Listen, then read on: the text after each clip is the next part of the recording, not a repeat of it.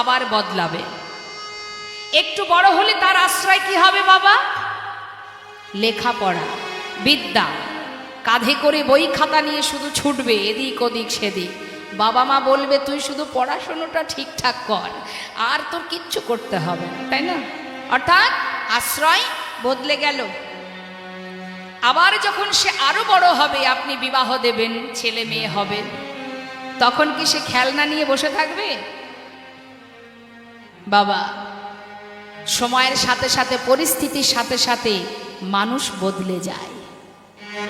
তখন তার আশ্রয় হবে কোথায় গেলে টাকা পাবো, সংসারের খরচ চালাতে হবে, সেটা দেশেই হোক বিদেশে হোক, পাগলের মতো ছুটবে।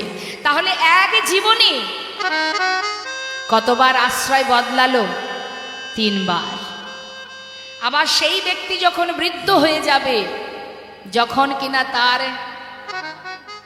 গোনা দিন ফুরিয়ে আর মাত্র কয়েকদিন বাঁচবে, ঘরের কোণে কোনো রকমে তার দিন যাচ্ছে, সেই সময় আপনি যদি তাকে বলেন যে তোমাকে আমি 2 লক্ষ টাকা দেব, তোমার জীবনে যে যে স্বপ্ন ছিল তুমি পূর্ণ করো, কিন্তু যে কদিন তুমি বাঁচবে, আর তো বেশি সময় নেই, যে কটা দিন বাঁচবে তুমি তোমার পরিবারকে আর পাবে না। শেষ জীবনে তোমাকে পরিবার ত্যাগ করতে হবে, তোমার স্বপ্ন পূরণ করে দেব। কোনটা চাইবে সে? স্বপ্ন পূরণ করবে, না শেষের দিনে এসে নিজের ছেলে মেয়ে আপনজনার কাছে থাকতে চাইবে? তখন কিন্তু সে আর টাকা চাইবে না বাবা, বলবে আমার টাকার প্রয়োজন নেই, যে কটা দিন বাঁচবো আমি যেন আমার ছেলে মেয়ে আত্মীয় পরিজনের কাছে থাকতে পারি।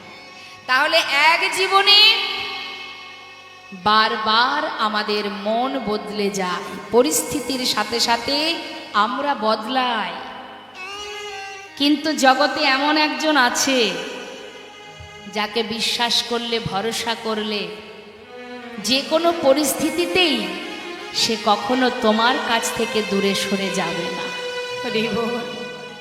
সে বদলায় না। বিশ্বাস করো, ভরসা করো, যে কখনো বদলাবে না, তুমি তাকে ভরসা করো, যে তোমার সুখেও থাকবে, যে তোমার দুঃখেও থাকবে, জন্ম থেকে মৃত্যু পর্যন্ত যে তোমার কাছে ছায়ার মতো থাকবে, তাকে ভরসা করা যায়, তাকে বিশ্বাস করা যায়, তার প্রতি নির্ভরশীল হও, যে ভালো মন্দ সব কিছুতেই তোমার কাছে আছে। শুধু তোমার পাশে যে সে আছে এইটুকু জ্ঞান তোমার মধ্যে নেই, তাই তুমি তাকে দেখতে পাচ্ছ না, কিন্তু সে আছে।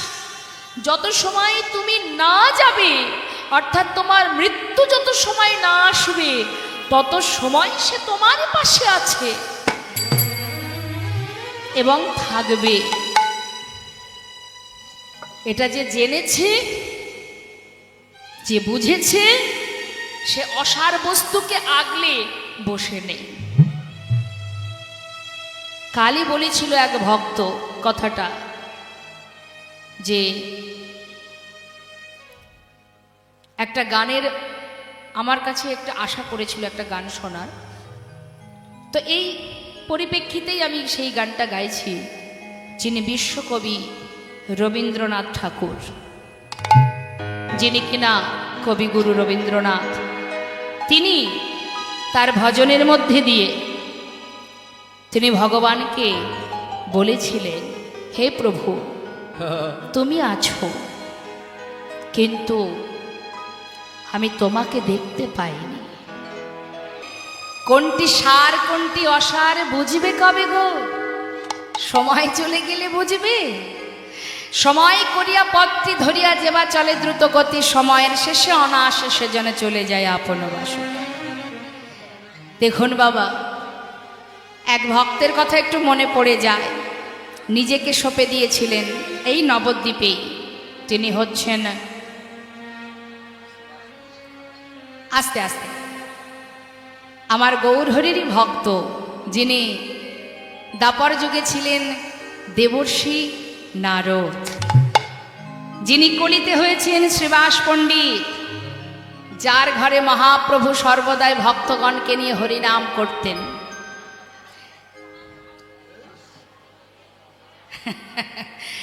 হরিবল হরিবল নিতাই গৌর হরিবল।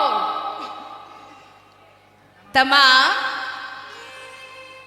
একটু ছোট করে বলি, শ্রীবাস অঙ্গনে মহাপ্রভু হরিনাম করেন, আর শ্রীবাসের স্ত্রী মালিনী প্রতিনিয়ত প্রভু এবং তার ভক্ত সেবার আয়োজন করেন। কিন্তু ভগবানের কি লীলা দেখুন বাবা, প্রভু কি করলেন, ভক্তদের নিয়ে আনন্দ করছেন, এদিকে মালিনী মনের আনন্দে রন্ধন করছে। হঠাৎ তাদের একমাত্র শ্রীবাসের একমাত্র পুত্র মারা গেল। একমাত্র সন্তান, পুত্র সন্তান। যদি সন্তান হারা কোনো মা থাকেন, তিনি জানেন সন্তান শোক কত বড়, কত যন্ত্রণার। সন্তান হারা মা মৃত সন্তানকে কোলের মধ্যে করে নিয়ে ঘরের মধ্যে যখন কাঁদছে, সেই কান্না শুনতে পেলেন শ্রীবাস পণ্ডিত।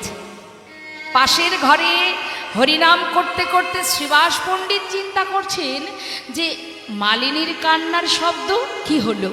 তাড়াতাড়ি করে প্রভুকে কিছু না বলে সেই মালিনীর ঘরে গিয়ে বলছে, মালিনী কাঁদছো কেন? সন্তান কোলে করে নিয়ে কাঁদছো কেন? কি হয়েছে তোমার? মালিনী মৃত সন্তানকে তার দিকে দেখিয়ে বলছে, স্বামী চেয়ে দেখো, আমার একমাত্র পুত্র, যে ঘরে স্বয়ং মহাপ্রভু হরিনাম করছে, সেই ঘরে আমার একমাত্র পুত্র চিরতরে আমাকে ছেড়ে চলে গেল। বলো এমন অমঙ্গল, এমন অকল্যাণ কেন হলো আমার ঘরে? তুমি বলে দাও স্বামী। শ্রীবাস পণ্ডিত বলছে, শান্ত হও মালিনী, সত্যি তো সন্তানহারা যন্ত্রণা খুবই কষ্টের, কিন্তু মালিনী ভাগ্যের লেখন, যার হাতে যতটুকু সময় বাঁধা সে তো তার বেশি থাকতে পারবে না। তোমার আমার ক্ষমতা নেই সন্তানকে এইখানে জোর করে ধরে রাখার। মালিনী শুধু এইটুকু তো তোমার সৌভাগ্য, আমার সন্তান যখন চলে গেছে তখন প্রভু স্বয়ং আমারই ঘরে ভক্তদের নিয়ে হরিনাম করছে। হরিবল হরিবল। এমন ভাগ্য কয়জনার হয় যে প্রভুর নাম শুনতে শুনতে আমার পুত্র চলে গেছে, এটা তো কম পাওয়া নয়। মালিনী কেঁদো না, কেন জানো? পাশের ঘরে প্রভু হরিনামে মত্ত, যদি কোনো রকমই কান্না শুনতে পাই তার যে হরিনামের বিঘ্ন ঘটে যাবে, আমি চাই না। মালিনী শান্ত হও, জগতের সব কষ্ট আমি সইতে পারি, কিন্তু প্রভুর হরিনামে বিঘ্ন ঘটলে আমি সইতে পারবো না। মালিনী স্বামী তুমি আমায় কি বলছো? আমি তোমাকে কাঁদতে নিষেধ করছি, তুমি এমন করে কেঁদো না যাতে তোমার কান্না প্রভুর কর্ণে পৌঁছায়। কাঁদবে না মালিনী, আমার কথা যদি না শোনো, যদি প্রভুর হরিনামের বিঘ্ন ঘটে, আমি কিন্তু ওই গঙ্গার জলে নিজেকে বিসর্জন করে দেব। মালিনী স্বামীর কথা উপেক্ষা করতে না পেরে এবার সন্তানকে কোলে করে ঘরের কোণে বসে বসে কাঁদছে, আর এদিকে শ্রীবাস পণ্ডিত বিলম্ব না করে তাড়াতাড়ি করে প্রভুর কাছে এসে দেখছে প্রভু হরিনাম করছেন। কোনো কথা না বলে তিনিও সেই হরিনামের মধ্যে নিজেকে ডুবিয়ে রাখলেন। হরিবল। দেখুন মা, জগতের সব কিছু তার কাছে তুচ্ছ, প্রভুর সুখেই তার সুখ। প্রভু নাম করছে, শ্রীবাস পণ্ডিত সেও নামের মধ্যে ডুবে আছে। হরে কৃষ্ণ হরে কৃষ্ণ কৃষ্ণ কৃষ্ণ হরে হরে হরে রাম হরে রাম রাম হরে কৃষ্ণ হরে কৃষ্ণ কৃষ্ণ কৃষ্ণ হরে হরে হরে রাম হরে রাম রাম রাম হরে হরে হরে কৃষ্ণ হরে কৃষ্ণ কৃষ্ণ কৃষ্ণ হরে হরে হরে রাম রাম রাম হরে হরে হরে কৃষ্ণ হরে কৃষ্ণ কৃষ্ণ কৃষ্ণ হরে হরে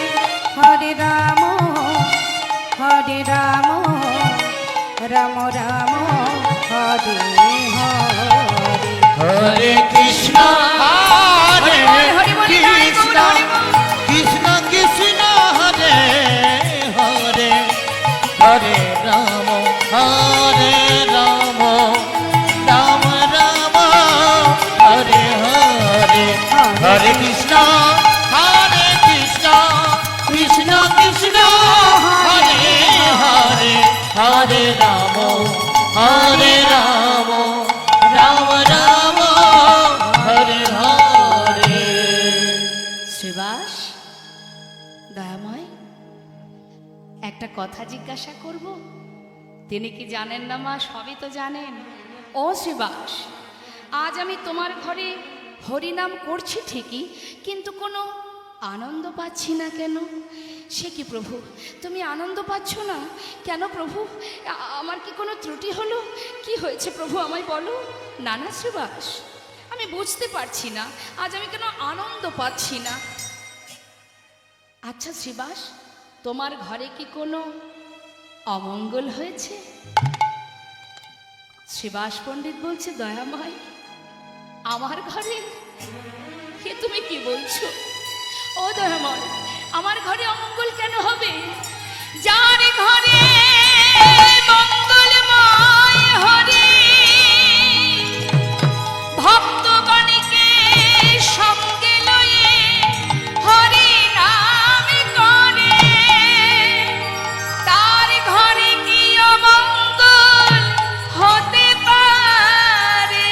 বলো বলো তার ঘরে কি অমঙ্গল হতে পারে?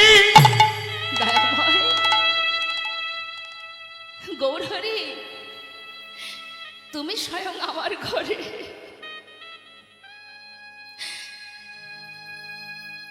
সেখানে অমঙ্গল কি করে হয় বলো? কোনো অমঙ্গল হয়নি গৌরহরি। পাশে দাঁড়িয়ে এক ভক্ত বলছে, জানো প্রভু, শ্রীবাসের একমাত্র পুত্র একটু আগে মারা গেছে। শ্রীবাস, তোমার পুত্র মারা গেছে।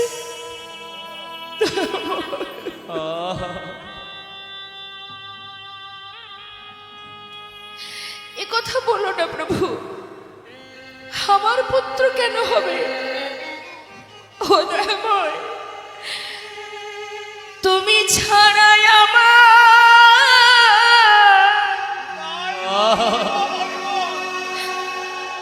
আমার আর কে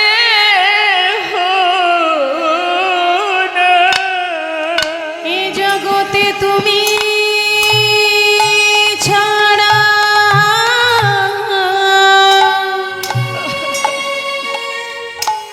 আমার আর কেহ নাই। তুমি আমার মাতা পিতা, তুমি পুত্র স্বামী,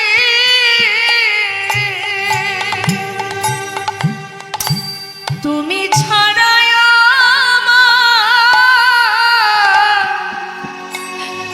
আর কেহ নাই। তুমি আমার মাতা পিতা,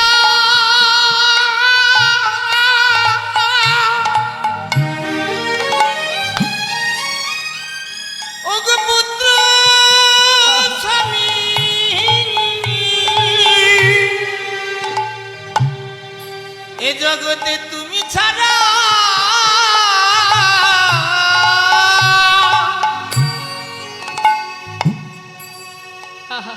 আমার আর কেউ নাই। আমি তো আর কিছু চাই না দয়াময়। তুমি মাতা, তুমি পিতা, তুমি ভাই, তুমি বন্ধু রে বোন। আমার ঘরে তুমি স্বয়ং কেন অমঙ্গল হবে বলো দয়াময়। গৌরহরি ধীরে ধীরে পাশের ঘরে গিয়ে দেখছে মৃত সন্তানকে কোলে করে মালিনী কাজ। করুণাময় দয়াল জগজ্জীবকে শিক্ষা দেবার জন্য হরি বল। বললেন, মা কাঁদছো? কিছু সময়ের জন্য, একটুখানি সময়ের জন্য সেই সন্তানকে প্রাণ দিলেন। কেন? আমাদেরকে শিক্ষা দেবার জন্য। প্রাণ দিয়ে জিজ্ঞাসা করলেন, কিরে এত তাড়াতাড়ি মা বাবাকে ছেড়ে চলে যাচ্ছিস কেন? সেই শিশু একটি কথা বলে আবার প্রাণ ত্যাগ করলেন। কে কার মাতা, কে কার পিতা? তুমি মাতা, তুমি পিতা, তুমি ভাই, তুমি বন্ধু। নিতাই গৌর হরি বল, হরি বল। তুমি সব। সন্তানও যে কথা বলল, বাবাও সেই একই কথাই বললেন। তাহলে মা, সেই দিন থেকে মালিনীকে গৌরহরি মা বলে ডাকতেন। সন্তান হারা হয়ে প্রভুকে নিজের সন্তান রূপে পেয়েছিলেন। তাই এখান থেকে এই দৃষ্টান্তের এটাই কারণ, এখনো সময় আছে, নিজেকে জানতে শেখো কি আমার করণীয়। রামভক্ত তুলসীদাস কলম দিচ্ছেন, তুম কাহা সে আয়ে হো আর যাওগি কাহা, ইতনা দিল বিচার লো বাস হো গয়া ভজন।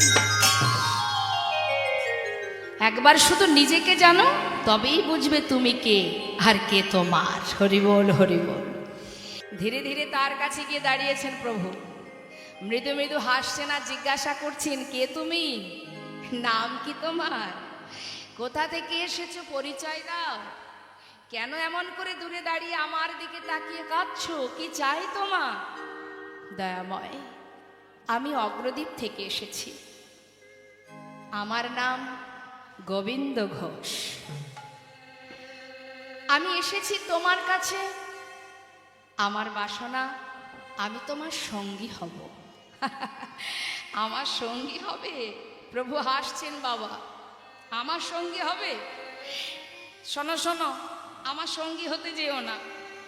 কেন জানো?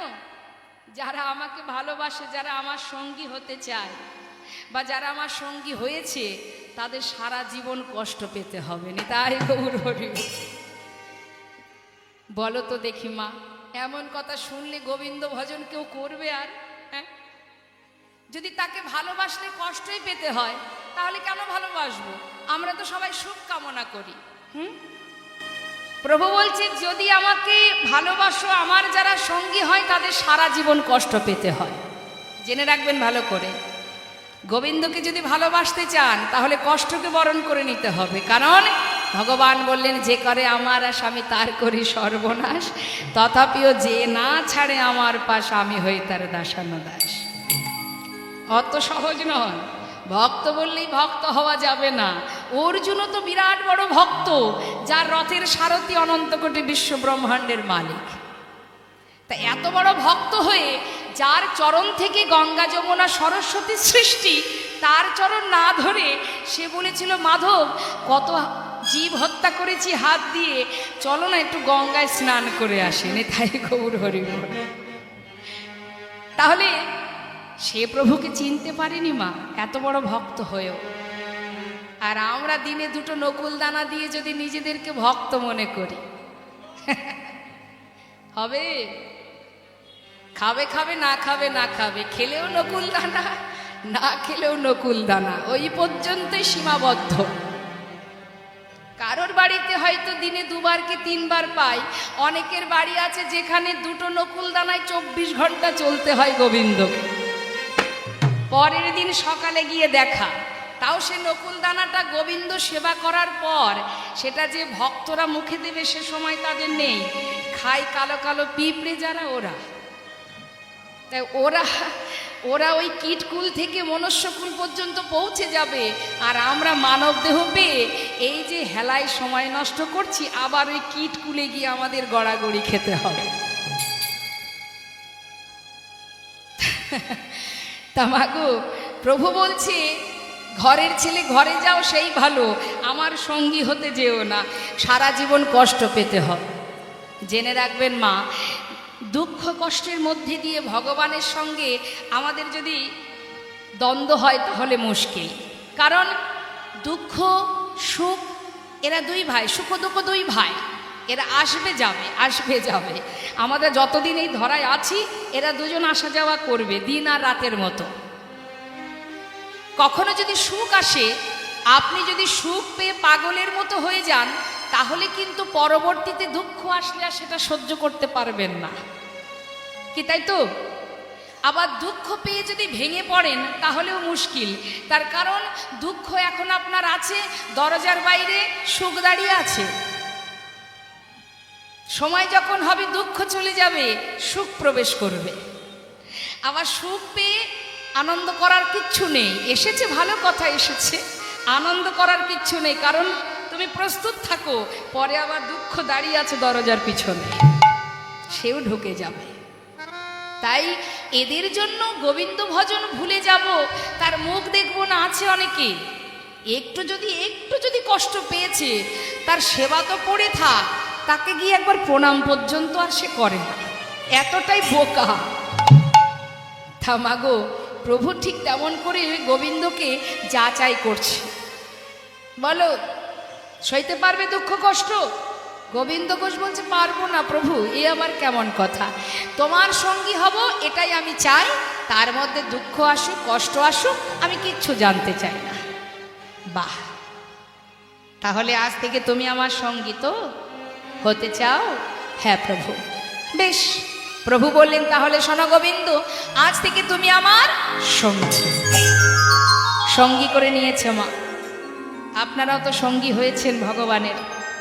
কষ্ট আসে নাকি? আসে কষ্ট?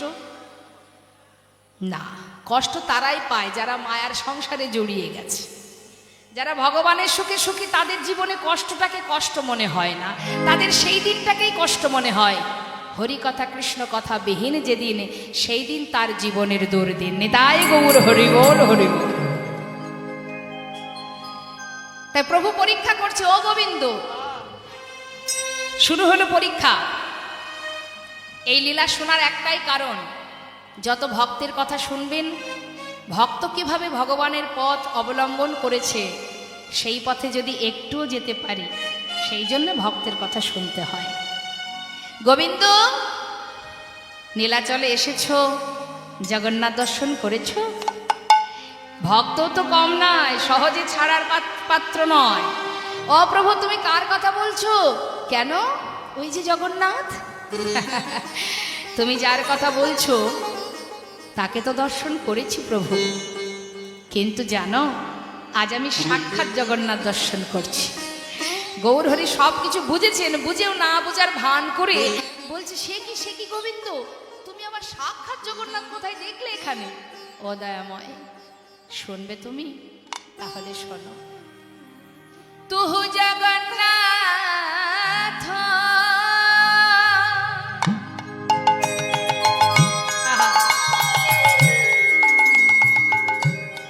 ও গদয়া,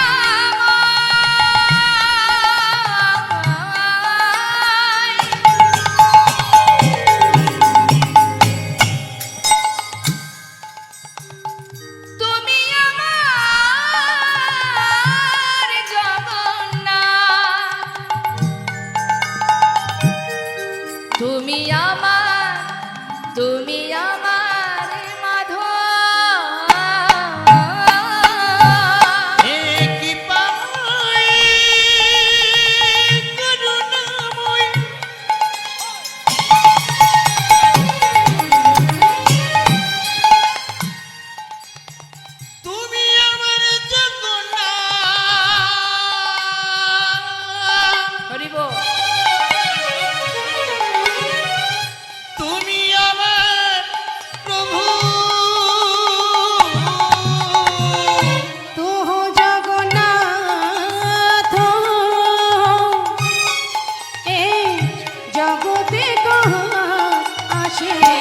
জগ বহে নাহি মই ছাড়। হে মাধব বহুত মিনতি করি তয়, হে মাধব। বেশ বেশ, তুমি আমার জগন্নাথ, তুমি আমার মাধব, তুমি আমার সব। হরি বল হরি বল। তাহলে গোবিন্দ শোনো, আজই আমরা নীলাচল ছেড়ে ভেবেছি একটু তীর্থে যাব। তুমি কি যাবে? হ্যাঁ দয়াময়, আমি তোমার সঙ্গে যাব। তাহলে চলো। হরি বল হরি বল। কেমন লীলা দেখুন মা, প্রভুকে সাথে করে নিয়ে এবার ভক্তবৃন্দ সবাই মিলে নীলাচল থেকে তীর্থে যাচ্ছে, তীর্থ ভ্রমণে যাচ্ছে, এক পা দুপা করে যাচ্ছে। আর ভক্তদের বলছে, ভক্ত তীর্থে যাওয়াকালীন এইভাবে গেলে হয়, মুখে সবাই কৃষ্ণ নাম করো। ভক্তরা বলছে, ও প্রভু কৃষ্ণ নাম তুমি করো, আমরা করব না। কেন? তাহলে তোমরা কিচ্ছু করবে না? করব, আমরা কৃষ্ণ নাম করব না। কৃষ্ণ নাম গাইতে হয়, তুমি গাও, তবে আমরা কি গাইবো জানো? মায়েরা বলুন না, আমরা কি গাইব? হ্যাঁ, অপ্রভু তুমি করো কৃষ্ণ নাম, আমরা করব গৌর নাম। নেতাই গৌর, হরিবল হরিবল। বেশ, গৌর হরি আগে আগে যাচ্ছেন কৃষ্ণ কৃষ্ণ কৃষ্ণ বলতে বলতে, পশ্চাতে ভক্তগণ যাচ্ছে গৌর বলতে বলতে। তো একবার আমরাও বলবো তো, আমরাও তো যাচ্ছি। হ্যাঁ, দেখে হাত তুলুন, জোরে জোরে হাতে তালি দিয়ে। হ্যাঁ হ্যাঁ, আপনাদের হাতগুলো কোথায়? তুলুন তুলুন, জোরে জোরে হাতে তালি দিলে কি হয় জানেন? অনেক উপকার। জোরে জোরে হাতে তালি দিলে না, আমাদের শরীরে যে অলসতা আছে কেটে যায়। জোরে জোরে হাতে তালি দিয়ে, ওই যে রামদেবজি বলেছেন না, শরীরের অনেক রোগও সেরে যায়। প্রাণায়াম, এটাকে একটা প্রাণায়াম বলে। তারপরে আরও উপকার আছে। জোরে জোরে হাতে তালি দিলে, জোরে জোরে যদি হাতে তালি দেওয়া হয়, অনেক সময় দেখবেন ওই অনেকে কৃষ্ণ নাম শুনতে আসে, আর অনেকে আসে গল্প করতে। তো যারা গল্প করতে আসে তাদেরকে যদি উপেক্ষা করতে হয়, তাহলে আপনাকে জোরে জোরে হাতে তালি দিতে হবে। অনেকে দেখবেন গল্প করতে আসে, এই দিদি শোন না, অন্যদিন তো সময় পাই না, আজই পেয়েছি রে, বাড়ির লোক ছেড়েছে আজ আমাকে। শোন না, শুনছিলাম যে ওই পাড়ায় নাকি কার মেয়ে কোথায়। সে হয়তো বললো, আহা চুপ কর না, এখন কীর্তন শুনতে দে। এইরকম বিরক্ত করার অনেক মানুষ আসে কীর্তনে। হ্যাঁ, মানে পাড়ার খবর নেওয়ার সুযোগ খুঁজতে আসে। তা তাদেরকে উপেক্ষা করতে হলেও জোরে জোরে হাতে তালি দেবেন, দেখবে স্যার দ্বিতীয়বার আপনার কাছে আর কোনো প্রশ্নই করবে না, পিছন ফিরে বসবে। অনেক উপকার আছে। হ্যাঁ, দেখি হাত তুলো। বাহ, জোরে জোরে হাতে তালি দিয়ে সবাই মিলে গাইবো। গৌর হরি বল বল, গৌর হরি বল, হরি বল বল, গৌর হরি বল, গৌর হরি বল, গৌর হরি বল, গৌর হরি বল, হরি হরি একবার গৌর হরি বল, হরি হরি বল, গৌর হরি বল, হরি হরি একবার গৌর হরি বল, গৌর হরি বল, হরি বল বল, গৌর হরি বল, একবার হরি হরি বল, হরি হরি বল, গৌর হরি বল, হরি হরি একবার গৌর হরি বল, গৌর হরি বল, হরি বল বল, গৌর হরি বল, হরি হরি বল, গৌর হরি বল, হরি হরি বল, গৌর হরি একবার গৌর হরি বল, গৌর হরি বল। গৌর হরি বল বল, গৌর হরি বল। সবাই যাচ্ছে পিছনে গৌর নাম করতে করতে, প্রভু আগে আগে যাচ্ছেন কৃষ্ণ বলতে বলতে। হরি বল হরি বল। এখন পথে যেতে যেতে হলো কি মা, গৌর হরি ভক্তদের রেখে অনেক দূর এগিয়ে গেছে। যেই না অনেক দূর এগিয়ে গেছে, ভক্তরা চিন্তা করছে, তাই তো আমরা তো ঠিকঠাক পথ চিনি না, রাস্তা চিনি না, প্রভু যদি আগে আগে চলে যায়, যদি আমরা পথ ভুলে যাই। আর এক ভক্ত বলছে, যাচ্ছে যাক না, তিনি তো জানেন যে আমরা পিছনে আছি, আমাদেরকে না নিয়ে প্রভু কোথাও যাবেন না, যাচ্ছে যাক। এখন গৌর হরি আগে আগে যাচ্ছে, পশ্চাতে ভক্তগণ। হরি বল হরি বল। তা প্রভু যখন একাকী বনের মধ্যে দিয়ে যাচ্ছেন মা, যেতে যেতে হরে কৃষ্ণ একটু ঘুমিয়ে পড়ছে। আমার পড়ে যাবে তো, ঠিক করে বসুন, তাহলে ঘুমটা ভালো হবে। ঘুম আসছে। কটা বাজে এখন? হরি বল। হ্যাঁ, একটু কর্ম করুন, ঘুম আসবে না। সংসারে যখন কাজ করেন ঘুম আসে, এখানেও তো কাজ করতে হবে, তবে এই কাজের ভাগ কেউ নেবে না, যার তারই থাকবে। তা বাবা গৌরহরি আগে আগে যাচ্ছে।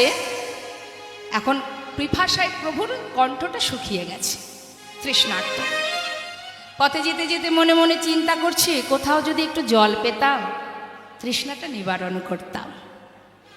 এখন বনের ভিতর দিয়ে যাচ্ছে তো বাবা গৌরহরি, এখন এতটা পিপাসা পেয়েছে, মনে মনে যাচ্ছে আর বলছে, হে কৃষ্ণ, কোথাও যদি একটু জল পেতাম, তৃষ্ণা নিবারণ করতাম। বলতে বলতে হঠাৎ তিনি তাকিয়ে দেখছেন এক গোয়ালা কাঁধে করে বাঘ নিয়ে তাতে বেশ ঘোলের ভাণ্ড সাজিয়ে নিয়ে আসছে। ঘোল আছে গো ঘোল, ভালো ঘোল আছে, ঘোল নেবে গো। ও গোয়ালা, হ্যাঁ বলুন বলুন। তোমার কাছে ঘোল আছে? আছে আছে। এদিকে এসো, এদিকে এসো। কাছে ডেকে নিয়ে বলছে, আমার প্রচণ্ড তৃষ্ণা পেয়েছে, একটু ঘোল দাও তো দেখি। গোয়ালা যেই না একটা ভাণ্ড দিতে গেছে, গৌরহরি বলছে, শোনো শোনো ও গোয়ালা, ওই ছোট ভাণ্ডে আমার হবে না, যেটা বড় ভাণ্ড আছে ওটা আমাকে দাও, আমার বড্ড তৃষ্ণা পেয়েছে, ছোট ভাণ্ডে আমার তৃষ্ণা মিটবে না। গোয়ালা চিন্তা করছে, যাক, এই ঠাকুর যদি বড় ভাণ্ডের ঘোলটা খেয়ে নেয়, আমাকে আর বেশি দূর গ্রামে ঘোরাঘুরি করতে হবে না, তাড়াতাড়ি বিক্রি করে ঘরে চলে যেতে পারবো। যাক, দিন আমার ভালোই যাবে। আজ ঘুম থেকে উঠে কার মুখটা যে দেখেছিলাম, প্রতিদিন ওর মুখটা দেখেই আমাকে বাড়ি থেকে বেরোতে হবে। খুব আনন্দ, এত আনন্দ, আনন্দে মনের আনন্দে ওই ছোট ভাণ্ডগুলি নামিয়ে বড় ভাণ্ডটা দিয়েছে। প্রভু এক ভাণ্ড ঘোল পুরোটা সেবা করেছে বাবা, খালি ভাণ্ডটা দিয়ে বলছে, ও গোয়ালা, ও গোয়ালা, হ্যাঁ বলুন। এ নাও, ধরো ধরো, কৃষ্ণ কৃপাময়, তোমায় যেন কৃপা করে। হরি বল। গোয়ালা চিন্তা করছে, ঠাকুর দামটা বের করুক, আমি ততক্ষণে ভাণ্ডগুলি গুছিয়ে নিই। পিছন ফিরে মনের সুখে ভাণ্ড গোছাচ্ছে। ভাণ্ড গোছানো শেষ, হঠাৎ তাকিয়ে দেখছি ঠাকুর চলে যাচ্ছে। ও ঠাকুর, ঠাকুর। গৌরহরি বলছে, ডাকছো আমাকে? ডাকছো মানেটা কি? হ্যাঁ, ঘোলটা খেলে ঘোলের দামটা দাও। ঘোলের দাম? ও গোয়ালা, আমি আর দাম দেব কি করে? আমার কাছে তো কোনো কড়ি নেই। কি সর্বনাশ, ঘোল খেয়ে বলে কিনা কড়ি নেই।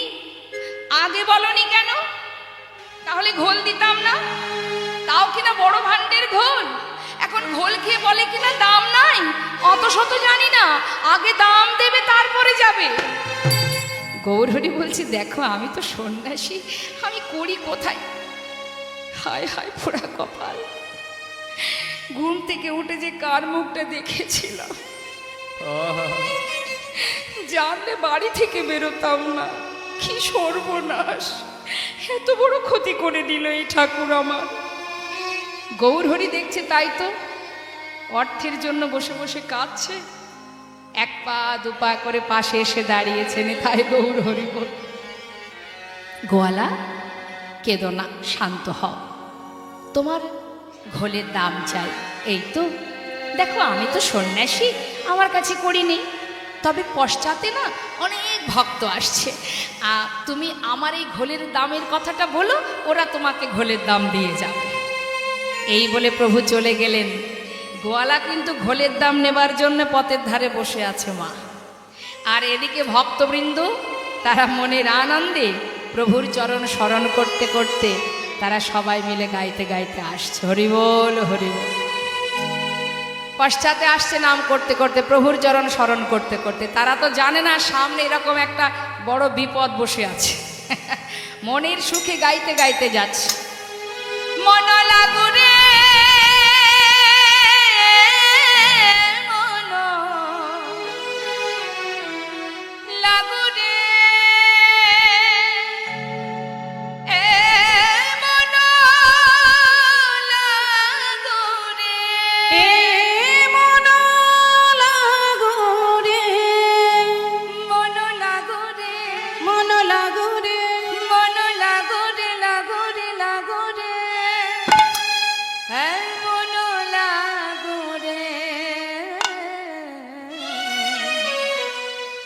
অপ্রভু তোহারি চরণে মন লাগরে। নিতাই গৌর হরি বল, হরি বল।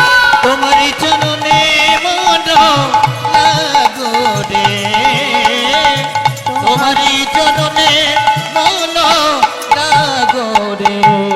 মন লাগু রে, মন লাগু রে, এ মন লাগু রে, মন লাগু রে, মন লাগু রে, লাগু রে, লাগু রে, লাগু রে, এ মন লাগু রে। নিতাই গৌর হরি বল, হরি তোমারি বল। চরণে মন লাগো রে, তোহারি চরণে মন লাগু রে, ওই না তোমারি চরণে মন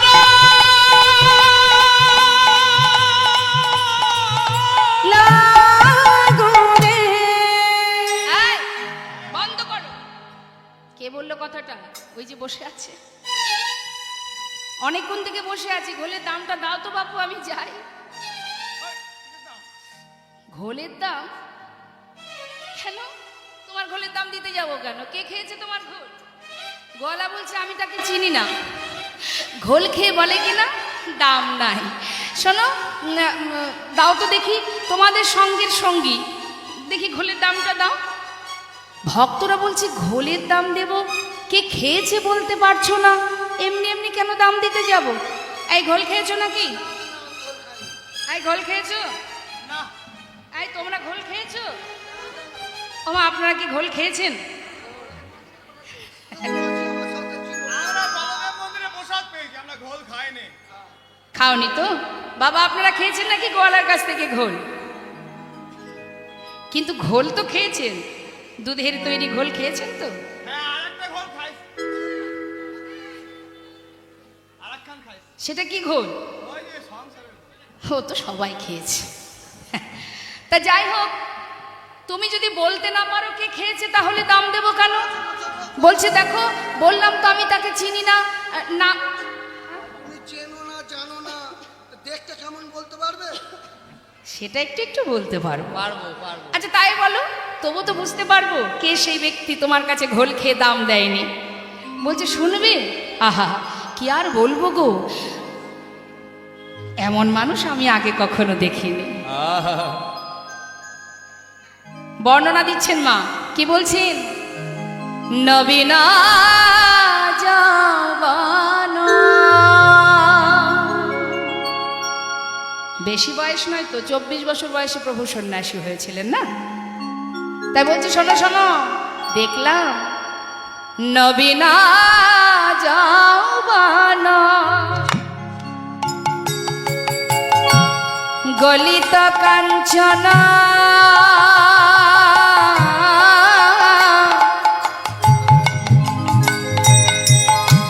সে যে অপরূপ রূপী মাধুরী,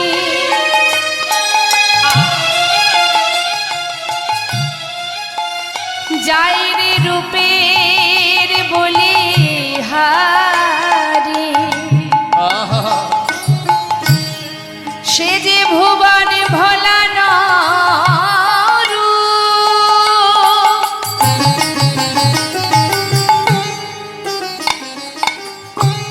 কি বলব সে রূপের কথা,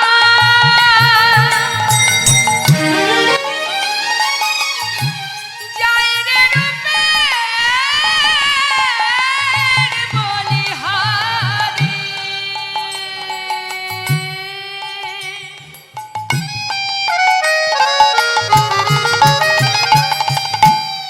যাইরে রূপে, যাইরে রূপে বলি হারি যা, এমন দেখি না কখনো,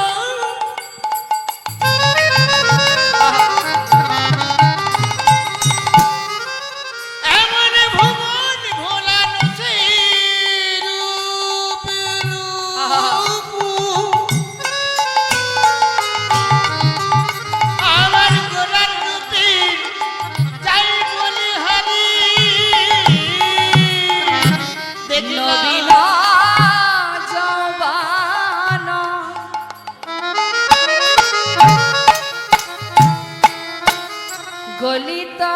কাঞ্চনা কোটি তটে রাঙাবা আবার কৃষ্ণ বলিয়া নিচে নিতাই গৌর হরি বল হরি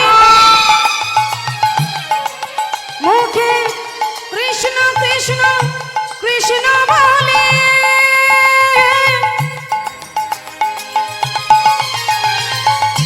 প্রেমানন্দে বাহু তোলে মুখে কৃষ্ণ বলিয়া কইল তু বহু তুলিয়া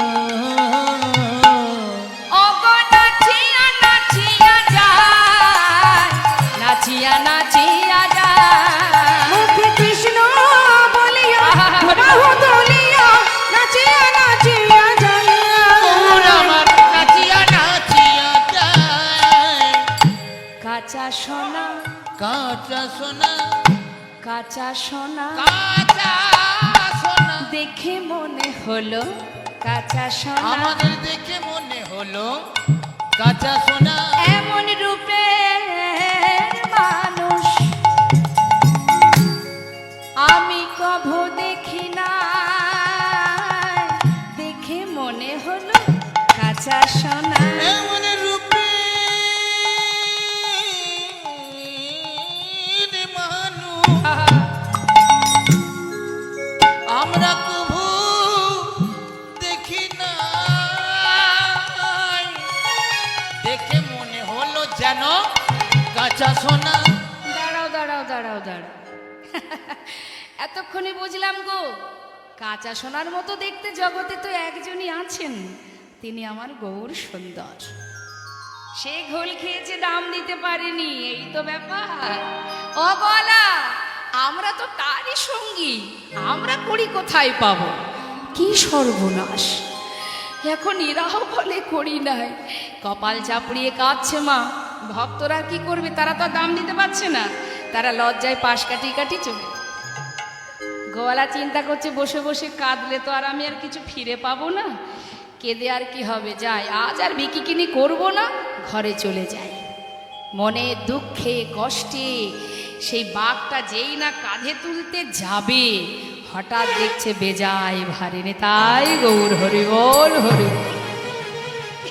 আহা, কি করুণা আমার দয়াময় ভক্ত কাঁদছে কিনা তাই তিনি করুণা করলেন বাঘ তুলতে পারছে না কি ব্যাপার এত ভার কেন সব থেকে বড় ভাণ্ডের ঘোল খেয়েছে আমার বাঘ তো হালকা হবে ভারী কেন দেখি তো ছোট ভাণ্ডগুলো নামিয়েছে যে ভাণ্ডের ঘোল প্রভু সেবা করেছেন মা সেই ভাণ্ডের মধ্যে যখনই নয়ন দিয়েছে দেখছে কানায় কানায় পরিপূর্ণ স্বর্ণ মুদ্রা বাপ ফেলে রেখে ছুটতে ছুটতে গৌর হরে গৌর হরে একটু দাঁড়াও দয়াময় একটু দাঁড়াও আমায় তুমি ক্ষমা করে দাও প্রভু আমি চিনতে পারিনি আমি তোমায় চিনতে পারিনি দয়াময় আমায় ক্ষমা করো প্রভু ক্ষমা করো কৃপায় যদি করবে তবে এইভাবে কেন করলে বলো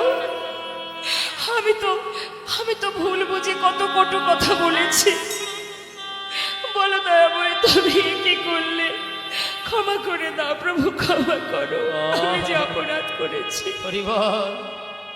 চরণ ধরে কাঁদছে প্রভুর চরণে বলছে দয়াময় প্রভু গয়ামা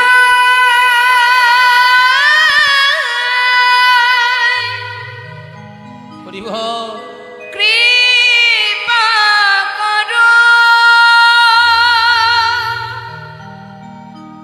তুমি দয়া করো একবার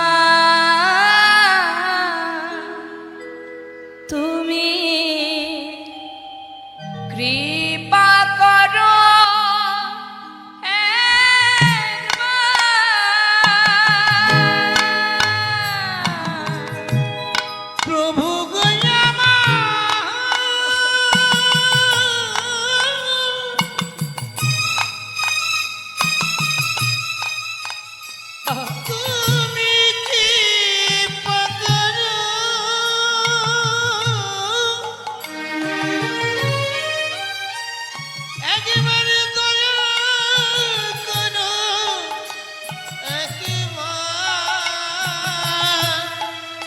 হে প্রভু কৃপা করো একবার যুগে যুগে তুমি এসেছো ধরাতে উদ্ধারিতে পৃথিবী, তাই তো তোমায় ডাকি প্রভু, দয়া করো এ দিনে। তুমি প্রভু না করিলে দয়া, তুমি প্রভু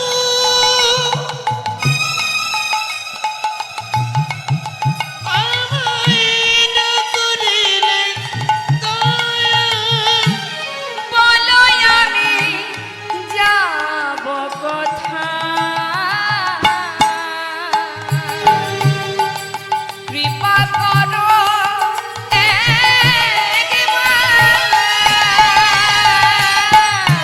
প্রভু হরি বল, হরি বল, হরি বল, হরি বল। কৃপা করো, দয়া করো একবার। প্রভু কৃপা করো একবার। প্রভু গো কৃপা করো একবার গোয়ালা, তাই আজ এই প্রভু বললেন সময় বেশি নেই গোয়ালা, যতটুকু সময় আছে যাও ঘরে গিয়ে কৃষ্ণ সেবা করো।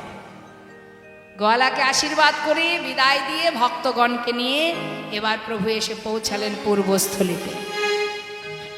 পূর্বস্থলীতে যখনই এলেন গোবিন্দকে ডাকছে, গোবিন্দ, অ গোবিন্দ, এদিকে এসো, এদিকে এসো। এটা কোথায় বলো তো? পূর্বস্থলী। বেশ, শোনো, আর কোথাও যাব না, এখানে একটু সেবার ব্যবস্থা করো। গোবিন্দ ঘোষ চিন্তা করছে, প্রভু তুমি তো বলে খালাস, কিন্তু এত ভক্তের সেবার ব্যবস্থা আমি একা করব কি করে? চিন্তা করছি, কিন্তু মাগো চিন্তা করলে কি হবে? চিন্তার অবসান ঘটাতে একজনই পারেন। করুণাময় যখনই এসেছেন পূর্বস্থলীতে, খবর চলে গেল নদিয়াতে। নদেবাসী যখন জানতে পারলেন পূর্বস্থলীতে গৌর এসেছে, সবাই দল বেঁধে গৌর দর্শনে যাচ্ছে, কিন্তু কেউ খালি হাতে নয়, সবার হাতে প্রভুর সেবার বস্তু। তোমার যেমন ক্ষমতা কিছু না কিছু নিয়ে যেতে হয়। কিছু কিছু জায়গা আছে বাবা যেখানে খালি হাতে যেতে নেই। এক, যেমন মনে করুন যদি আপনি ভগবানের দর্শনে যান, আপনার সামর্থ্য অনুযায়ী কিছু সাথে নিয়ে যাবেন। আবার যদি গুরু দর্শনে যান, সেখানেও খালি হাতে যেতে নেই, আপনার ক্ষমতা অনুযায়ী যেমন সামর্থ্য কিছু না কিছু নিয়ে যেতে হয়। তাই কিছু কিছু জায়গা আছে খালি হাতে যেতে নেই। তা নদেবাসী সবাই যাচ্ছে গৌর দর্শনে, কেউ খালি হাতে যাচ্ছে না, সবার সামর্থ্য অনুযায়ী প্রভু সেবার সামগ্রী নিয়ে যাচ্ছে। আমরাও তো যাব গৌর দর্শনে। মহাজন বলে, দেখো আনন্দে ধাবল সবে গৌরাঙ্গ দেখিতে রে, গৌরাঙ্গ দেখিতে। ওই নয় আনন্দ ধবল সবে ওই গৌরাঙ্গ দেখিতে গো গৌরাঙ্গ দেখিতে গৌর গৌর গৌর মুখে বলে, গৌর গৌর গৌর বলে, মুখে গৌর গৌর গৌর মুখ বলে, গৌর গৌর গৌর বলে যাই নাচিতে নাচিতে রে, নাচিতে নাচিতে। কেহ নাচে কেহ গায়, কেহ বলে হরি রে, কেহ বলে হরি। ওই না কেহ নাচে কেহ গায় কেহ বলে হরি গো কেহ বলে হরি ধুলাতে লুটায় সবে, ভোলাতে লুটায় ওই না সবে, ভোলায় লুটায়ে সবে যাই গড়া গড়ি রে, যাই গড়া গড়ি। ওই না যাবে যাই গড়া করি গো, যাই গড়া করি। আনন্দ আর ধরে না রে। তাদের আনন্দ আর ধরে না তাদের রে। আনন্দ হরিবল, আপনারা সবাই যখন এখানে আসবার জন্য বাড়ি থেকে প্রস্তুত হয়েছিলেন, মনে আনন্দ হচ্ছিল না মা?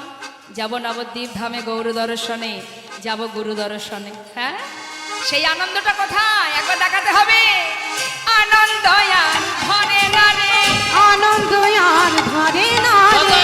হরি হরি হরি বলে আনন্দ আর ধরে না রে। হরি হরি হরি বলে আনন্দ আর ধরে না রে। গৌর বদন হেরবে বলে আনন্দ আর ধরে না রে। গৌর বদন হেরবে বলে, ওই না হরি হরি হরি বলে, গৌর বদন হেরবে বলে হরি হরি হরি বলে, তাদের আনন্দ আর ধরে না ওই না রে। আনন্দ আর ধরে না রে। মুখে গৌর গৌর গৌর বলে যায় নাচিতে নাচিতে রে, নাচিতে নাচিতে। সবাই এসেছে মনের আনন্দে গৌর দর্শনে। ও গোবিন্দ, খুব চিন্তা হচ্ছে। কি করে কি করবে, বড় চিন্তা। আস্তে,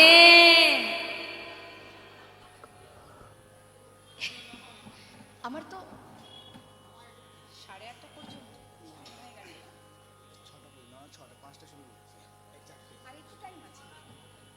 জানে, তাই আর একটু সময় আছে। আমাকে 6টায় শেষ করতে হবে। যতটা তাড়াতাড়ি সম্ভব আমরা এগিয়ে যাই। তো এবার মা মনের আনন্দে সকলে এলো, সবার হাত থেকে সেবার বস্তু নিয়ে প্রভু আমার সেবার আয়োজন করলেন। আয়োজন হলো, প্রভুর সেবা হলো। সেবার পর প্রভু গোবিন্দ ঘোষকে বললেন, গোবিন্দ মুখশুদ্ধি দাও।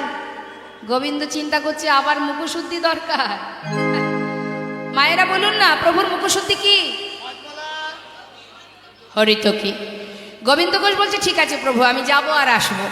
কিন্তু গ্রামে গিয়ে 2টো হরিতকে ভিক্ষা করেছে। ভিক্ষা করে একটা আবার নিজের কাছে রেখেছে। একটা নিজের কাছে রেখেছে কেন? কাল প্রভু কোথায় গিয়ে চাইবে, না জানি আবার কত দূর আমাকে ছুটতে হবে। তার থেকে একটা থাক, কালকে প্রভু যেই চাইবে সেই দিয়ে দেব। কিন্তু মা এই যে সঞ্চয় করেছে, যারা ভগবানকে ভালোবাসে, যারা সন্ন্যাসী, ভগবানের উপরে যদি নির্ভরশীল হতে না পারে, এই যে সঞ্চয়, এর জন্যই তার কি সাজা। প্রভু কোনো কথা না বলে একটা হরিতকে সেবা করে ভক্তগণকে নিয়ে এসে পৌঁছালেন পরের দিন। কোথায়? চলো ভক্ত, আর নয়, যাত্রা করি। যাত্রা করলেন। পর দিবসেতে প্রভু অগ্রদ্বীপে আইলা। পর দিবসেতে প্রভু অগ্রদ্বীপে আইলা। কোথায় এলা? অগ্রদ্বীপ। এখানে সেবার ব্যবস্থা করো, আর কোথাও যাব না। কারণ প্রভু তো গোবিন্দ ঘোষকে এবার ত্যাগ করবে, তাই নিজের ঘরের কাছে নিয়ে এসে বলছে, শোনো সেবার ব্যবস্থা করো। ব্যবস্থা হলো, সেবাও হলো। গোবিন্দ মুখশুদ্ধি লাগি প্রভু কর বাড়াইলা। ওই না মুখশুদ্ধি লাগি প্রভু করে বাড়াইলা। মুখশুদ্ধি লাগি প্রভু করে বাড়াইল। যেই না হাত বাড়িয়েছে, গোবিন্দ একেবারে ভাবে গদ গদ। আমি জানতাম তুমি চাইবে, দাঁড়াও এক্ষুনি দিচ্ছি। এই নাও, দাঁড়াও গোবিন্দ। কাল যখন মুখশুদ্ধি চেয়েছিলাম দিতে দেরি হয়েছিল, আজ এত তাড়াতাড়ি কোথায় পেলে? ও প্রভু, আমি তো জানি তুমি আর চাইবে, তাই 2টো হরিতকে ভিক্ষা করে একটা তোমাকে দিয়েছিলাম, একটা আমার কাছে রেখেছিলাম। বাহ, চমৎকার গোবিন্দ, চমৎকার। এতদিন আমার সঙ্গী হয়ে এই শিক্ষা পেয়েছ। আমি কি কোনো ভুল করেছি প্রভু? না না, তুমি কেন ভুল করবে? ভুল তো করেছি আমি ভুল করেছি। সে কি গো প্রভু, এ তুমি কি বলছো? তুমি আবার কিসে ভুল করলে? আমি ভুল করেছি তোমাকে আমার সঙ্গী করে। দয়াময়, হে তুমি কি বলছো প্রভু? শোনো গোবিন্দ, সন্ন্যাসীর নহে কবু সঞ্চয় বাসনা। তুমি আমার উপরে নির্ভরশীল হতে পারোনি, তাই তুমি সঞ্চয় করে রেখেছ। যারা সঞ্চয়ী হয় আমি তাদের মুখ দর্শন করি। হরি বল। তাই আজ থেকে আমি তোমায় ত্যাগ করলাম। প্রভু গোবিন্দ ঘোষকে ত্যাগ করে চলে যান। পথের ধারে বসে গোবিন্দ ঘোষ কাঁদে, প্রভু চলে গেছে। গোবিন্দ ঘোষ মনে মনে স্থির করলেন, ভালোবাসেন তো মা, প্রতিজ্ঞাবদ্ধ হলেন, যাও চলে, যদি আমি সত্যি তোমায় ভালোবেসে থাকি, এক পক্ষ কালের মধ্যে তোমাকে আমার কাছে আবার আসতে হবে। একমাত্র ভক্তই পারে, যদি কেউ প্রকৃত ভক্ত হতে পারে সেই পারে জোর খাটাতে, তাছাড়া কেউ পারবে না। যেমন বৃন্দাবনে ব্রজগোপীরা, তারাই জোর খাটাতো। যাও গোবিন্দ, আমাদের ছেড়ে চলে যাচ্ছ, যাচ্ছ যাও, সে তো চোখের সামনে থেকে চলে যাচ্ছ, এখানে যে আছো তুমি, ক্ষমতা থাকলে এখান থেকে যাও, দেখি কেমন পারো যেতে। হরিব। তাই মাগো, চলে যাবার পর গ্রামবাসী গোবিন্দ ঘোষকে দেখে তাকে ধরে তার ঘরে পৌঁছে দিলেন। 15 দিনে এক পক্ষ কাল হয়, দিন যায়, যেন মনে হয় এক এক জনম কেটে যাচ্ছে। যে জন ভগবানের কাছে থেকেছে, পাশে থেকে লীলা দর্শন করেছে, এছাড় সংসারে তার কি আর মন বসে? দিন যায় আর কাঁদে, প্রভু তুমি এলে না। কথায় আছে, যার কেউ নেই তার ভগবান আছে, কিন্তু সেই ভগবানই যদি আমায় ছেড়ে চলে যায়, কি নিয়ে বাঁচবো জগতে? না, দেখতে দেখতে 13 দিন হলো, তুমি তো এলে না দয়াময়। তিনি কি জানেন না? তিনি তো সব জানেন না, কিন্তু ভক্তকে কিভাবে পরীক্ষা করছে দেখুন। কাঁদতে কাঁদতে যাচ্ছে, গঙ্গার জলে নিজেকে বিসর্জন করবে। তুমি ভুলে গেছো, আমি তো তোমায় ভুলবো না। তোমারই নাম স্মরণ করতে করতে নিজেকে বিসর্জন করব। কেউ জানুক বা না জানুক, তুমি তো জানবে যে তুমি ভুলে গেছো, আমি তোমায় ভুলি। যাচ্ছে, কাঁদতে কাঁদতে চলেছে। হরি হে,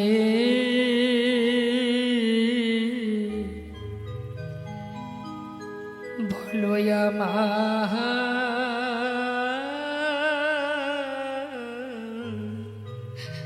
সেদিন কবে হবে?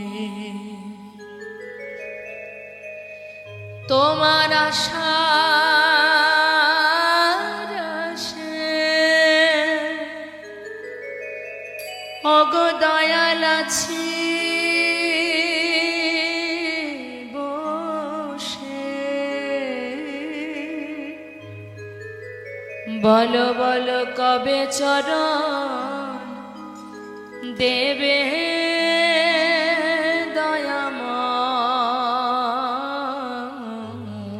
বলো বলো সেদিন কবে বা হবে আমার, সেদিন কবে বা হবে? ভবের মাঝে আসা যাওয়া, তোমায় ডাকা হলো না, যা বলবো বলে এসেছিলাম,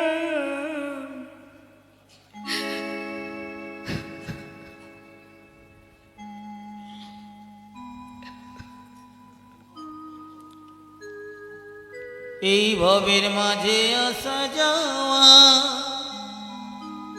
তোমায় ডাকা হলো না, আমরা যা বলবো বলে এসেছিলাম, আমাদের তা বলা হলো না। তুমি পারে কর্তা, আমি শুনি বার্তা। তুমি পারে কর্তা, আমি শুনি বার্তা। হে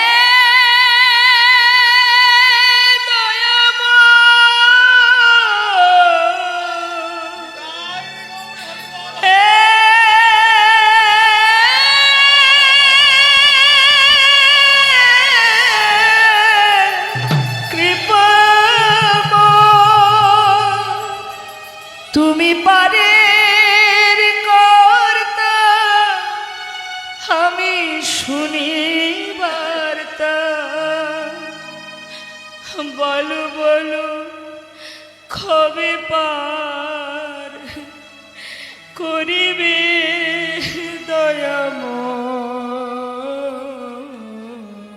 বলো বলো তাই গৌর হরিব সেদিন কবে বা হবে আমার, সেদিন কবে বা হবে। ভক্তের কি মৃত্যু হয় মা? অন্তরে যাবে প্রভু অন্তরে জানতে পেরে একটি কোষ্ঠী পাথর জলে ভাসিয়ে দিয়ে অগ্রদ্বীপের ঘাটে এসে দাঁড়ালো সেই কোষ্ঠী পাথর। যত যাবার জলে এগিয়ে যায় ততবার পাথর এসে গায়ে লাগে। ভেবেছে কোনো মরা পোড়ানো কাঠ হয়তো শ্মশান থেকে ভেসে এসেছে, বারবার গায়ে লাগছে বলে তুলে নিয়ে আবর্জনার মধ্যে ছুঁড়ে ফেলেছে। দৈববাণী হলো, ফিরে যাও গোবিন্দ, নিজেকে বিসর্জন করো না। দৈববাণী শুনে আর গোবিন্দ ঘোষের মরা হলো না। ঘরে ফিরে গেল। 13 দিন পার হয়ে 14 দিন। গোবিন্দ স্বয়ং করুণাময় প্রভু, ভক্তকে রক্ষা করাই তো তার যুগে যুগের কাজ। এসেছে ভক্তকে রক্ষা করতে। ভক্তিতে সে যে পরিপূর্ণ হয়ে উঠেছে। যদি কোনো জীবের হৃদয় মাঝে শুদ্ধ ভক্তিতে পরিপূর্ণ হয়, প্রভু স্বয়ং নিজে ছুটে আসে সেই ভক্তের কাছে। পার্ষদগণকে নিয়ে তিনি এসে অগ্রদ্বীপে গোবিন্দ ঘোষের ঘরের সামনে এসে দাঁড়িয়েছে। দরজা খুলো গোবিন্দ। কে? দরজা খুলে দেখছেন দ্বারে দাঁড়িয়ে আছে গৌর হরি। ছুটে গিয়ে চরণটা জড়িয়ে ধরেছে। আমি আর পারবো না প্রভু, তোমায় ছেড়ে থাকতে পারবো না। কথা দাও তুমি আমায় ছেড়ে দেবে না, কোথাও যাবে না, কথা দাও। শান্ত হও গোবিন্দ, আমি তো আসবো তুমি জানতে না তো প্রভু। আমি যে আমার আগমন বার্তা অনেক আগেই পাঠিয়েছিলাম। শোনো গোবিন্দ, গঙ্গা থেকে যেটাকে তুমি ছুঁড়ে ফেলেছ সেটাই ছিল আগমন বার্তা। নিয়ে এসো। ছুটতে ছুটতে গঙ্গার পাড় থেকে সেটাকে হাতে তুলে নিয়ে প্রভুর কাছে যেই না দিলেন, প্রভু গোবিন্দকে বললেন এটা দিয়ে একটা বিগ্রহ তৈরি হবে। নিজে হাতে প্রভু সেই বিগ্রহ স্থাপন করে প্রাণ প্রতিষ্ঠা করে বললেন, গোবিন্দ শোনো, আমাতে আর গোপীনাথে একই অঙ্গ হয়। গোপীনাথের সেবা দিলে আমি পাইব নিশ্চয়। কেমন? তাকে সেবা দেবে, সেই সেবা আমি পাবো। হ্যাঁ, আমি যাই। কোথায় যাবে? আমার বড় বাসনা, আমার মন মানে না, যাব বৃন্দাবনে। ও গো আমার মন মানে না, যাব বৃন্দাবনে। আহা নয়ন ভরে, নয়ন ভরে, নয়ন ভরে হেরব সদা। নয়ন ভরে ফেরব সদাই, ওই মদন মোহনে মন মানে না, যাব বৃন্দাবনে। আমার মন মানে না, যাব বৃন্দাবনে। আমার মন মানে না, যাব বৃন্দাবনে। গোবিন্দ শোনো, যাবার কালে বলে যায় তুমি একটা বিবাহ করবে, দুইজনে গোপীনাথের সেবা দেবে। কেমন? বেশ দয়াময়। প্রতিদিন প্রভুর কথা মতো দিনে 4 বার ভিক্ষা করে সেবা দেয়। যাবার সময় প্রভু বলে গেছেন সঞ্চয় করে যেন রাখবে না, যা পাবে সেবায় দিয়ে দেবে। ভালো কথা। 4 বার সেবা দেয়। হঠাৎ হলো কি মা, 1 বছর যেতে না যেতে বিবাহ হলো। বিবাহ যেদিন হলো, ঘরে এলো স্ত্রী, সেদিন থেকে সেবা একবার কমে গেল। 1 বছর পর একটা পুত্র সন্তান হলো, ছেলের নাম রাখলেন ভগবানের নামে। ছেলে ঘরে এলো, সেবা আরো একবার কমে গেল। হরি, এটা শুধু গোবিন্দ ঘোষ নয়, এটা আমাদেরও হয়, তাই না? তা প্রভু দেখছে ভক্ত মায়ার বাঁধনে আবদ্ধ হচ্ছে, যেমন মায়া দিয়েছি তেমন মায়া কাটিয়ে নেব। ভালো করে জেনে রাখবেন এই জায়গাটা। তিনি যেমন দেন তেমন আবার কেড়েও নেন। সবার আগে কেড়ে নিলেন তার স্ত্রীকে। স্ত্রী চলে গেল, আর বেশি বিস্তারিত বলবার সময় নেই, তাই আমি খুব সংক্ষেপে বলছি। স্ত্রী চলে যাবার পর রইল বাকি সন্তান। কিন্তু এমন অবস্থা, গোবিন্দ ঘোষ ভিক্ষা করে এনে ভগবানের জন্য যে সেবার বস্তু ভুল করে নিজের পুত্র গোপীনাথকে দেয়, আর পুত্র গোপীনাথের জন্য যে সেবার বস্তু ভুল করে ভগবানকে দেয়। প্রভু দেখছে এ বাঁধনটাও আমাকে কাটিয়ে নিতে হবে, না হলে ভক্ত সেবা অপরাধী হচ্ছে। তাই ধীরে ধীরে সেই সন্তান তাকেও কেড়ে নিলেন। হরি বল। আমরা চাই না আমরা গোবিন্দ ঘোষের মৃত্যু পর্যন্ত যাব না মা, কারণ পরবর্তীতে লীলা আছে এখনো, সেই জন্য আমরা ভক্ত আর ভগবানের লীলাকে বিশ্রাম রাখবো। আর একটু সন্তান চলে যাবার পর নিজে হাতে সন্তানের শেষকৃত্য করে গোবিন্দ ঘোষ সন্তান শোকে ধীরে ধীরে শয্যাশায়ী হন। প্রভু করুণাময়, সন্তানের দুঃখে প্রভুর কাছে কাঁদে আর বলে, হে প্রভু, হে তোমার কেমন লীলা, তুমি কাঁদালে কেন, কেন সব কিছু কেড়ে নিলে? কাঁদছে, দুঃখ করছে, শয্যায় শুয়ে শুয়ে প্রভুর চরণে মনের কথা জানাচ্ছে।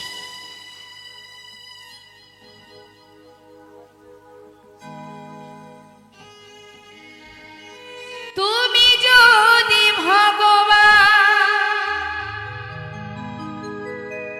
ভক্তেরি প্রাণ, তবে কেন দুঃখ দাও? অগদয়াময়,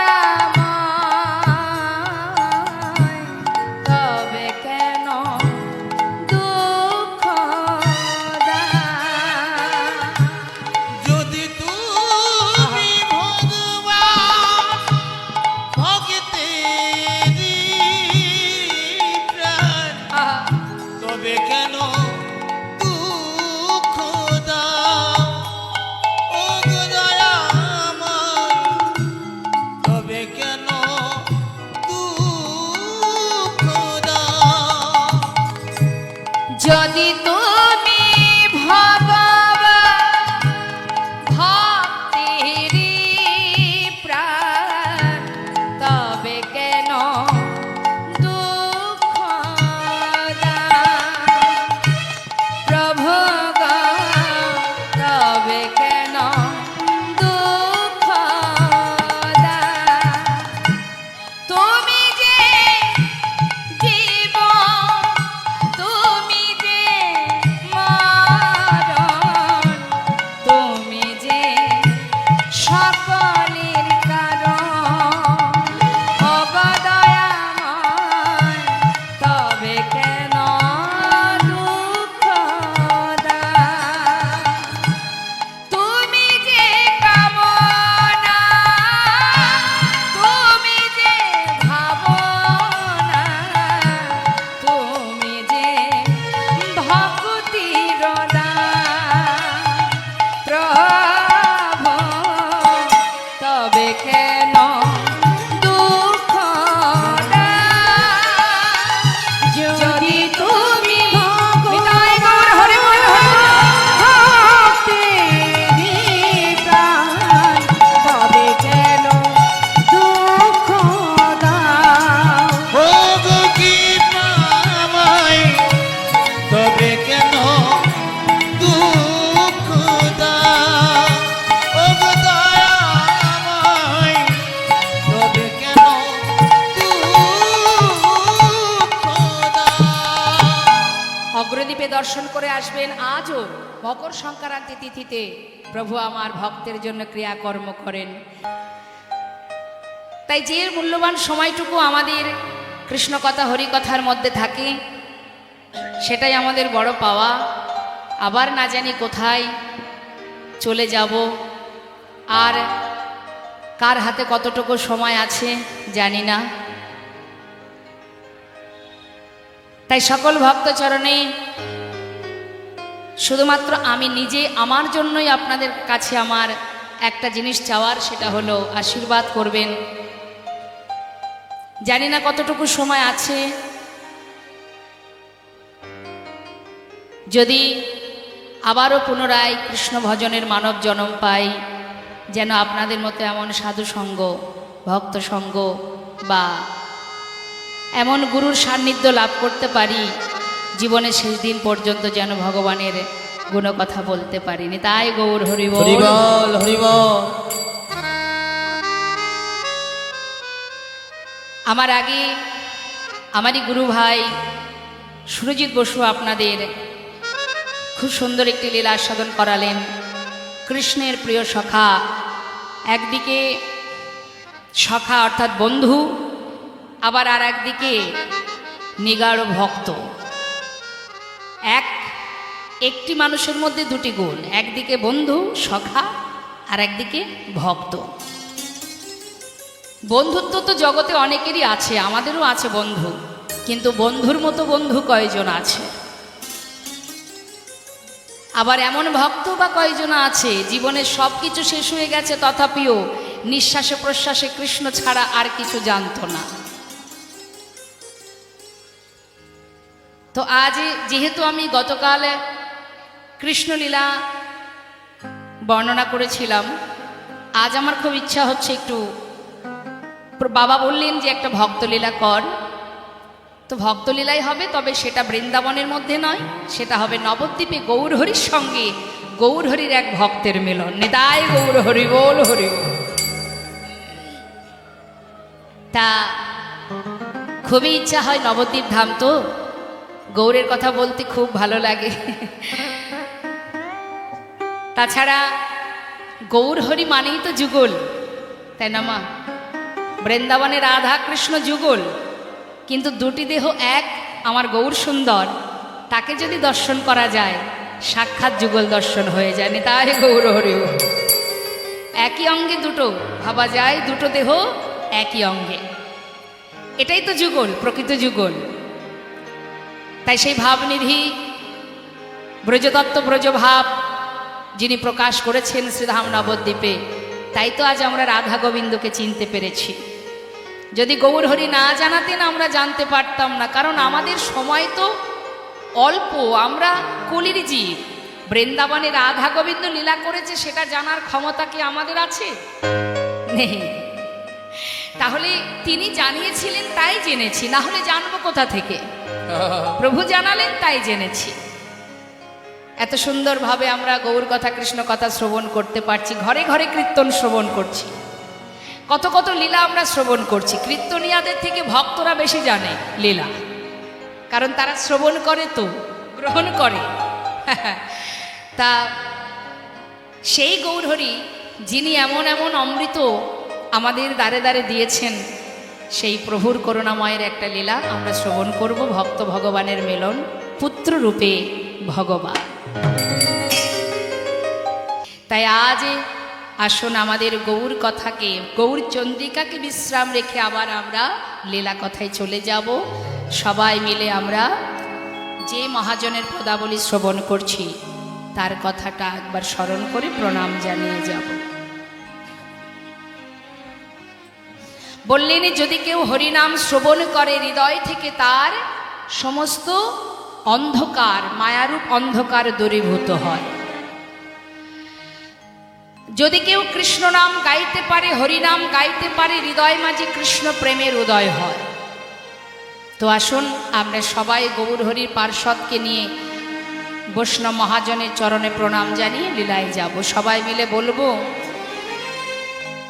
শ্রী গৌরাঙ্গের ভক্তগণের নিত্য সিদ্ধ করি মনে, গৌরাঙ্গের ভক্তগণের নিত্য সিদ্ধ করি মনে, সে যায় ব্রজেন্দ্র সুত পাশে রে, সে যায় ব্রজেন্দ্র সুত পাশে রে, ওই হৃদয় মজেন্দ্র সুত পাশে রে, হৃদয় মজেন্দ্র সুত পাশে রে, হৃদয় মজেন্দ্র সুত গৌরমণ্ডল ভূমি যে বাজানে চিন্তা, আমার গৌর মণ্ডল ভূমি যে বাজানে চিন্তামণি, গৌরমণ্ডল ভূমি যে বাজানে চিন্তামণি, তার হয় ব্রজধামে বাস রে, তার হয় ব্রজধামে বাস রে, তার হয় ব্রজধামে বাসি রে, তার হয় ব্রজধামে বাসি রে, তার হয় ব্রজধামে গৃহেতে বনেতে থাকো হাগো রঙ্গ বলে তোমরা ডাকো। গৃহেতে বনেতে থাকো গৌরাঙ্গ বলে ডাকো গৃহেতে বনেতে থাকো হা গৌরাঙ্গ বলে ডাকো নরতম মাগি তার সঙ্গ নরতম মাগে তার সঙ্গ ঠাকুর নরতমে মাঝে তার সঙ্গ নরতমে মাঝে তার সঙ্গ নরতমে মাঝে তার সঙ্গ নিতাই গৌর হরিবল হরিবল। চলুন যাই এবার আমরা লীলা কথায়। তো লীলা কথায় যাবার আগে আমরা ছোট্ট করে একটা গৌর নিতাইয়ের ভজন আস্বাদন করব। হ্যাঁ, হরিবল হরিবল। পায়ে যন্ত্রণা করছে? ঠিক আছে, দেখি হাত তুলুন। আমাদের এই দেহতরিটা আমরা ভাসিয়ে দেব। কেমন ভাসিয়ে দেব আমরা? কোথায়? হানিতা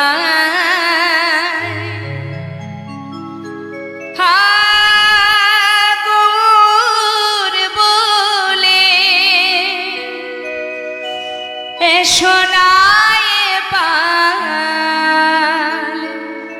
তুলে দা হানিতা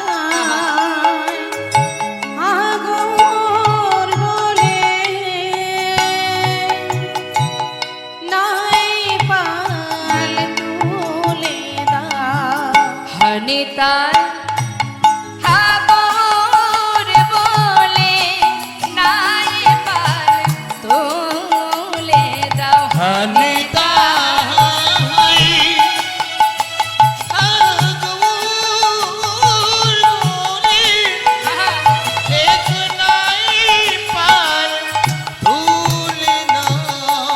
দেখো তরি কোথা যা ওই ব্রজন